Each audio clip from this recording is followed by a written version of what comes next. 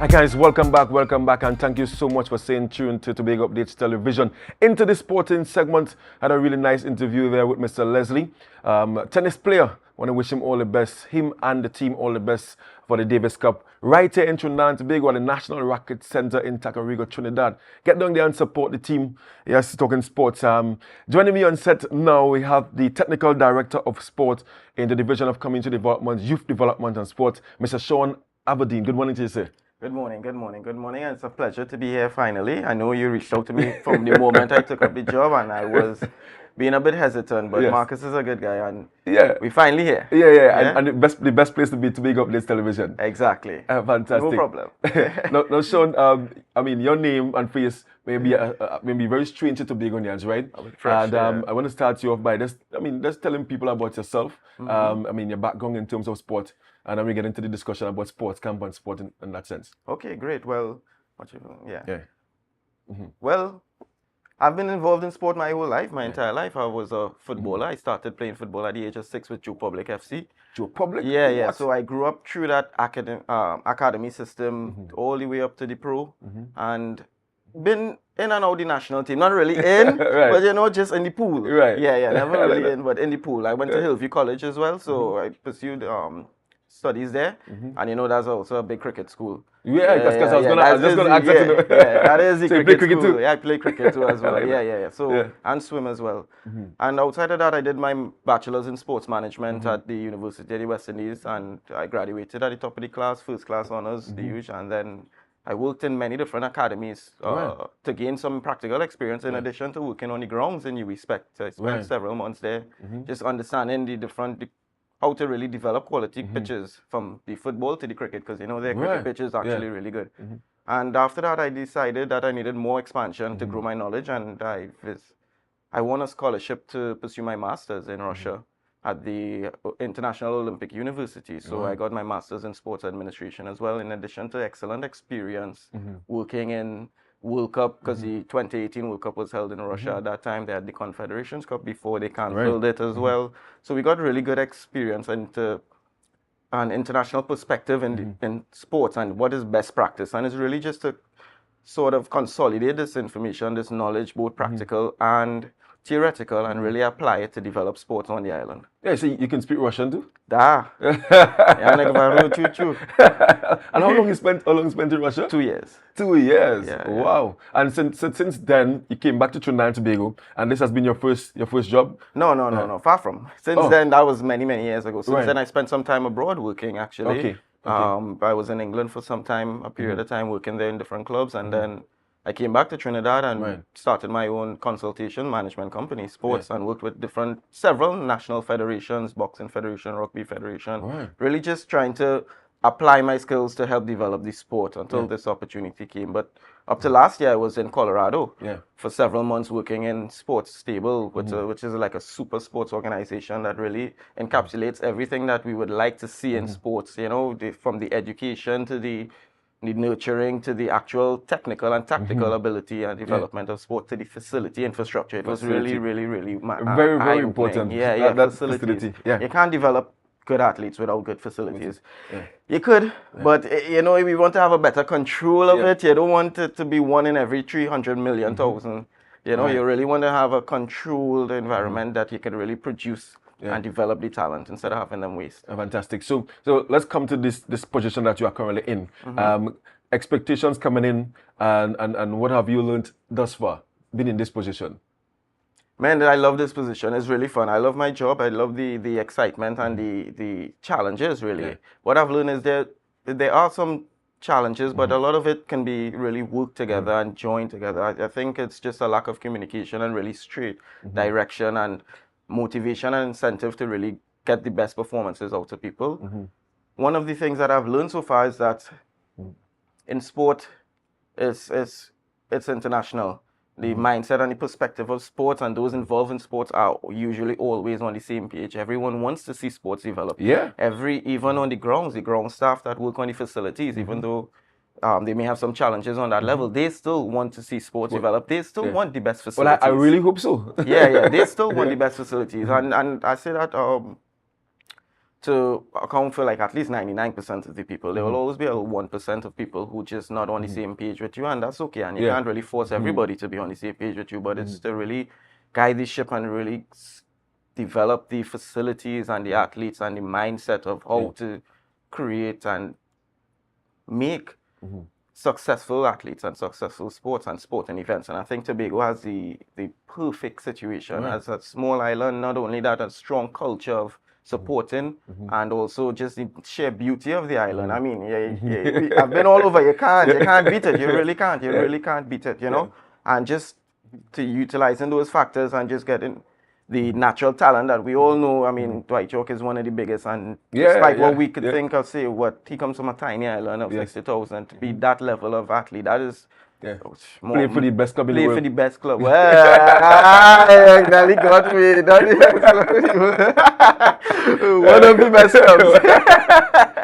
Good one. No, but really, that just goes to show the talent and that natural that's been there. But we always say natural talent, but natural talent really means nothing without development, policy, and good structure. Otherwise, you would just have natural talent, and it will always remain natural talent. Yeah, you wouldn't really see it develop. I have to say that. And what's primarily your role as technical director of sport? My role really is to just lead the sport division, the sport department, and that takes up different portfolios, including the facilities, including our coaches in the primary school system, which you're aware of, and furthermore, including the policy setting direction of sports and where we want to take sports and how we want to develop sports. And of course, you have the ground staff and the staff in the office and all of these things, but it's really setting the direction, the policies, sending the energy behind everyone and getting things, making things happen. I really believe I'm here to really make things happen and finally get us back to where we want to. I was having a conversation with you yesterday. I remember I told you one of my favorite things was as an athlete playing in Trinidad, when you got the opportunity to come to Tobago. It was always a big thing, and it was always like, you're going to face the best. You always came like, okay, all right, we're going to face some good talent here. And I always admired the state of the facilities, even though they may not be up to par at the moment, but I always have a good memory of the potential that the island has in terms of the facilities, the structures, and the fields. I mean, look at some of the Plymouth is naturally one of the best fields. Look at Speyside over the weekend that we fixed up from Monster Mentality. I mean, that pitch is international. By the seaside, you can't beat that, really. As you mentioned playing fields, if I allow you not to talk about Kenan, them fellas who was playing Kenan because they hit me because Kenan very, very close to me, right? I mean, it's where I've played majority of my cricket, the home of 1976 FC Phoenix as well, a team that I really support. And I'm hoping that something is done to bring it back to where it was when we had the Under-17 World Cup. It was the best. It was one of the best in Tobago. And it's a unique field where we have, in fact, two fields, then the cricket pitch in the middle. So, and the grass is different from side, the turf. So it is one of the best. I agree. So I agree 100%. I agree 100%. And of course, we want to get it up to Pro League standard. I can envision there being the home of Phoenix, and that will be community football. Exactly. That will be community football. We will outshine any club in Trinidad with regards to the support. And Phoenix there to stay. And I really especially as they did so well from coming into the season at the last minute to finishing sixth. I think that's really impressive. That just shows the talent. There's nothing wrong with playing at the White Sox Stadium, but nothing beats playing at home. Nothing beats playing at home. And I feel like really it's not the same experience. And the stadium is just too big for community football level like that. I think the support that you can get in Kenan Bonaccord, oh my gosh, it is. I know the I can see it. But it will be a costly fix. I would admit that. It's not. It's one of the facilities that we'll earmark for elite level football and elite level cricket, elite level sports, essentially, because the courts is there. And there's room for expansion as well. And there's room for expansion. The pavilion can grow, but the work for that would have to be surveyed well, and there really is not just a simple in-house fix. It really needs to get all the stakeholders together to really invest in the field. Even we get probably external sponsors to come and invest and really fix up the field to the level that it once was and what it could be. And have you met with, not have you, but I'm sure that you have met with all the NGBs or the NGOs? I've met with most. I've met with 90% of them. There are some that I regrettably haven't met yet, just simply because of the scheduling of the times, and I had some cancellations, but I've met with 90% of the clubs, the NGBs, the national sporting organizations, and all of these things. Most of them. And in terms of response there? Man, they're good. They all want sports to develop and become what it should become. They're good. They're good. It's just, I mean, they like my energy. They like my drive. And I support them. I'm all about really empowering those who are already doing it and those who put in the passion and the drive on the ground level. I think, and as I mentioned to you yesterday as well, that you can't pay for that. That value that brings of people who willingly go out on a hot Sunday or hot Saturday morning to coach a few kids. With very little money, because we know that is just pure passion. You're not doing that for your pocket. You can't really defeat that. And of course, one of the reasons we're here this morning is to talk about the sports camp, the camps that every single parent in Tobago they look forward to this camp because some treat it as a daycare, that's one, and then some treat it as an opportunity to expose their kids or child to a different sporting discipline. I mean, so let's talk about the readiness of the camp, and when do we start? The camp starts Monday, the 22nd of July, so that's the Monday coming up, and we're ready to go, ready to rock and roll. We have it at 11 different venues, and it's 11 different sports. You can see it all the way from Bon Accord up to Speyside, up to Plymouth. We have Mountain George as well, and it involves different sports. So we have all sports from golf, cricket, basketball, netball, chess, volleyball, and then the popular sports. So it's well covered, and I know they look forward to it, and I'm really excited to get it off. It was, admittedly, I started the job only in May, so it wasn't much time to really prepare to get it to the level that we want, but we ensured that we did everything we could to make sure that the kids have an awesome August of sports. Really, awesome August of sports. August. I like that. That's the plan, and we have other things to ensure that we have other things in the work to ensure that the August is really cool and perfect. And again, it's free registration. They're going to be provided with meals. Free registration. They will be provided with meals. We have all the coaches on board. All the equipment. Will be awarding special prizes for outstanding campers. We also have special life skills and athletes coming on to speak to the different campers to really inspire and see what a good model is like, a role model is like, and what they can become. Because it's really about inspiring and just getting kids involved in sport. We understand the times that we live in now, and as crime gets, we can all talk about it, but this is just our way of trying to do something about it from this level, from the youth level, the community level. We're just trying to show them that there's alternatives. And the registration has already closed. No. Registration. Well, it's in high demand. It's in high demand. Registration is almost, I would say as well, like 95% full. I haven't had the latest figures up since this morning, but we're practically full, and everybody is looking forward to it. I'm looking, and obviously all the coaches that you guys are going to be engaged are certified coaches. Certified coaches, good coaches, passionate like yourself. So they're all on board, and they just really want to make sure that the camp is fun. It's about having fun and just utilizing sport as a delivery tool to ensuring that kids have fun in a safe space where they can feel comfortable and inclusive. And tell me about talent identification, because I'm sure in this camp you're gonna find some talent. What happens? What happens? You ask awesome question. That's a really good question. What happens there? So the plan that we're doing going forward with this year, and each year we will try to improve on the model of the camp, because as you mentioned before, some would view it as a babysitting. We don't really see it like that. I can understand that perspective. However, it involves more than that.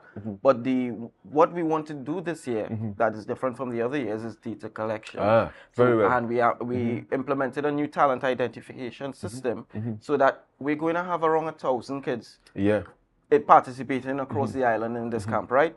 Why waste all this data, all these people, these kids, we can identify in different venues those who have potential in different sports and just really keep it on a database. Very much. And as we move forward as the division of sport, we understand now we have a database of talented kids that we can continue to track and develop and support and put in the right direction and just really connect all the stakeholders, the clubs towards the talent. So it's just the first step of the process.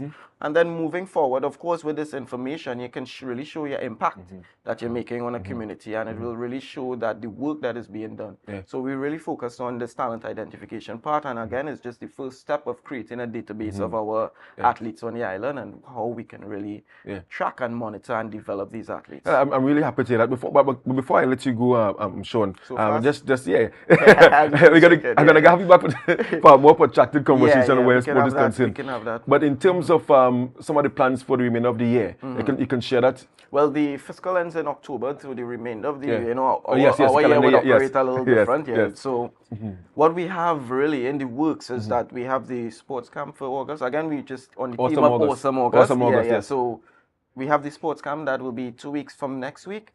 We are also in the works of partnering with Sports TT as well to implement a camp, another version of the camp as well. Not another version, sorry, just another camp as well, so that the kids get keep them busy. Keep them playing. So we partnered with them so that we can get 2 weeks of the divisions camp, and then we have 2 weeks of the Sport TT camp, which we will be implementing. Really awesome August. So they got that, and then we also in talks. This hasn't confirmed yet, but we in works of having a CFU Caribbean Football Union under 14 tournament in Tobago. Hosted in Tobago. Group games in Tobago, our Trinidad and Tobago group games, inclusive of the semis and the finals. In Tobago. In the Dwight York. That's what I'm talking about. In the Dwight York, under 14. Yes, but it's still which regional is perfect. football. I think that's, it's regional football. It's over 20 countries from the English, Dutch, French, and Spanish-speaking Caribbean. And there would be games in Trinidad as well. We just get the cool games in Tobago. I like that. Cool games in Tobago. Cool games in Tobago, and we look forward to really. I mean, it hasn't. Pen hasn't. Yes, the last signature yet. The last signature yet. But we were just really working on the background, amongst other things. But we're really working to get that done and make sure that we can really facilitate and host these people and upgrade our facilities so that they can see the level that of how we can train and what we can really do and host these teams that we have here. Fantastic. So of we're course, really looking forward to that. Sean, ran out of time this morning, but I think we had a wonderful in this morning. This was awesome. And I wish all, the employees in the division, I know Petra gave been working hard as well, the sport development officers. And then I saw you guys had some awesome, that is the program. Guys.